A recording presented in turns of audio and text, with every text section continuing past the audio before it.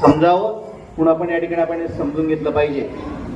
आपण ज्या वेळेला या सगळ्या गोष्टी करू तर मला असं वाटतं की नीटपणे कळेल.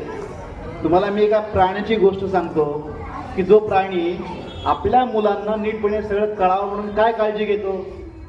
तुम्हाला सर्वांना हत्ती माहिती आहे? हत्तीचा मेंदू किती प्रगल्भ असतो. ते कसा संवाद साधतात एकमेकाशी. आपण जसा आवाज काढतो तसा हत्ती पण आवाज काढतात. पण त्याची संवादाची अजून एक गोष्ट आपल्याला माहीत नसेल ती म्हणजे ते पाय आपटून जमिनीतून जे ध्वनिकंपन निर्माण करतात ती साधारणपणे 6 किलोमीटरच्या परिसरामध्ये ती पोहोचतात. जर त्या ठिकाणी कोणी हत्ती असेल तर त्याला ते बरोबर समजतं.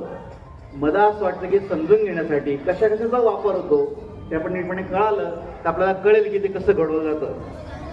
ज्या मार्गावरून ते गेलेले तो मार्ग कायमस्वरूपी लक्षात ठेवतात.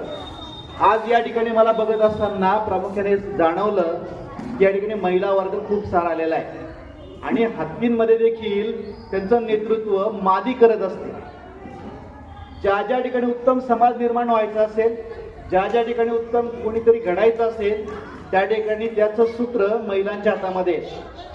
जे छत्रपती शिवाजी महाराजांची जडणघडण कोणामुळे झाली तर जिजाबाईमुळे झाली. मला असं वाटतं की आपल्या या सगळ्या जिजाबाईंना आपण एकदा नतमस्तक होऊन वंदन करूया. मी तुमचं सर्वांना मनापासून या ठिकाणी अभिनंदन करतो की आपण जाणीवपूर्वक वेळ देऊन या सगळ्या घडामोडीमध्ये आपण खंबीरपणे उभे आहात. आपल्या सेवेला त्रिवार वंदन करतो आणि माझ्या शब्दांना विराम देतो. धन्यवाद.